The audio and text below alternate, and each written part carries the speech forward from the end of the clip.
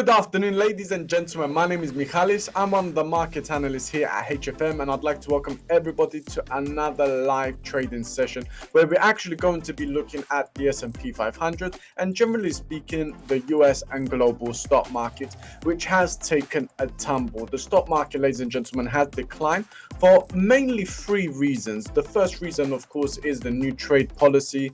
We're looking at tariffs and taxes and a very strong war of words between Canada, America, Mexico, China, and even the European Union now as well. This is one of the reasons why we're seeing a decline in the stock market, because it is triggering a lower risk appetite and, should we say, the fifth factor within the economic and financial trading markets. In addition to this, of course, we are looking at the fact that we're likely to see higher interest rates for longer, which is known again to trigger lower demand for the stock market, because of course it reduces consumer demand.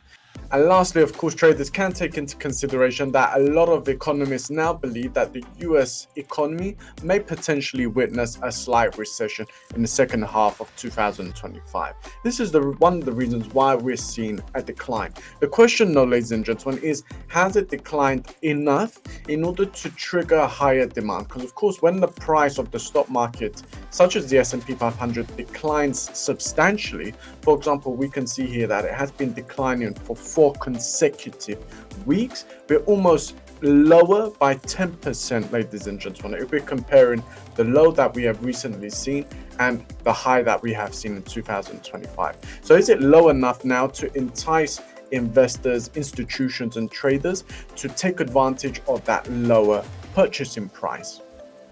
This is, of course, what we're going to be looking at, ladies and gentlemen. Now, if we're going to look at the 2-hour time frame, and we're going to look at our key indicators, we can see we're trading lower than the 75-bar exponential moving average. This is the main trend line for the 2-hour time frame. If we're going to look at the price sentiment indicator, we've got the 100-bar simple moving average. We've got also the RSI as well. Now, when we're looking at the RSI, when we're looking at our moving averages, we can see we're trading below all indicators. So we're currently still seeing, even though we're seeing some slight upward price movement. Yesterday we saw some strong upward price movement as well, which was triggered by lower than expected inflation, which is positive for consumers. Potentially that may prompt the Federal Reserve to take into consideration more frequent interest rate cuts. And again, all this is positive for the stock market, but it hasn't maintained momentum. That's the main issue that we want to speak about. Is it going to rebound? We lost momentum. We did see some bullish momentum. We lost momentum though. Is there a chance that momentum will be regained enough in order to see a correction? Not necessarily a full correction or increase to a new high. That's not something that we can speak about just yet, but some sort of correction, whether it's going to be 50%, 60% correction. That's something, of course, potentially that we can look at.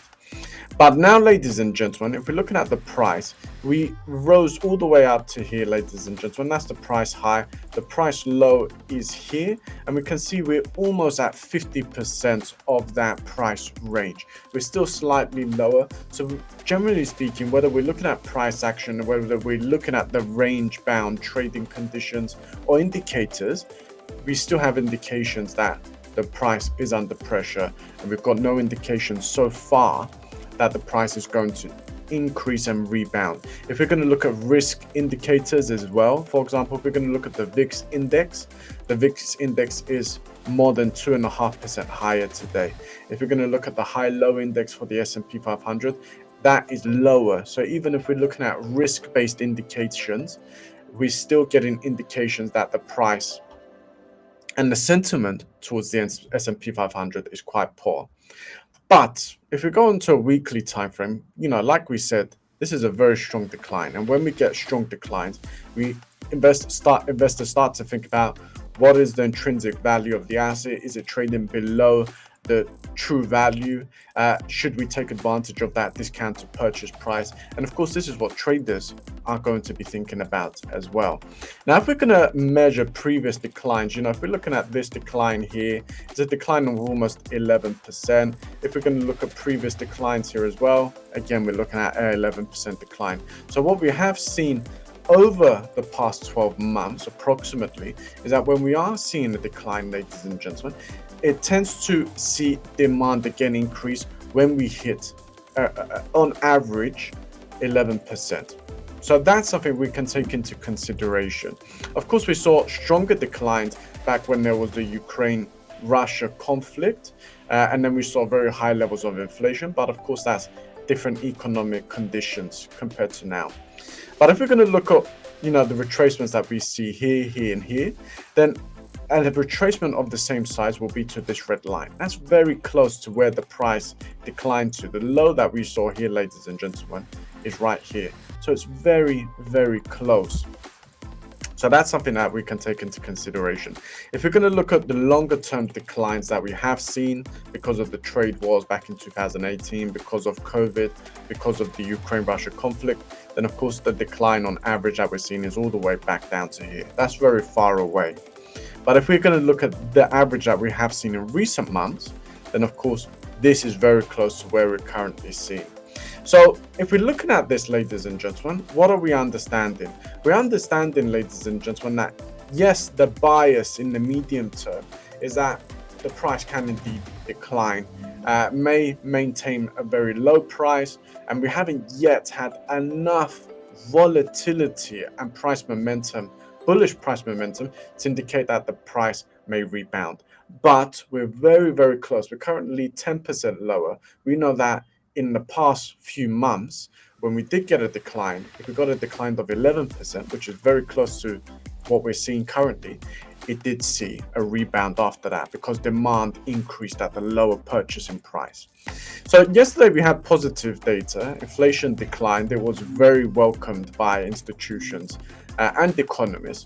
Today we have producer inflation. If producer inflation is also going to significantly decline as well, then that may be something to put again on the table a possibility of a rebound. If you're looking at the 3-minute time frame, so really short term, and maybe short term at the moment where we're getting conflicting signals, is something more sensible. That's down to you to decide.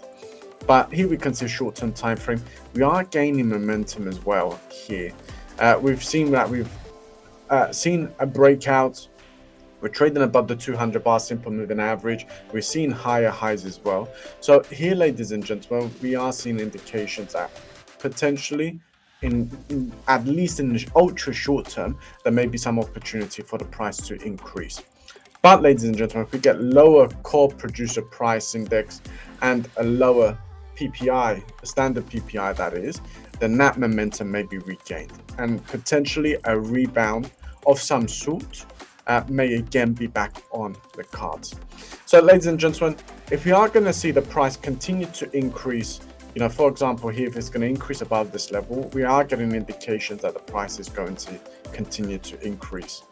Even if we're going to get a retracement, if we get a retracement like this, we can look at 65% momentum being regained.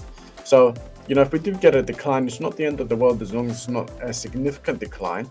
If the retracement loses momentum and price momentum is regained here, again, we have indications that the price is going to continue, at least in the short term, moving upwards.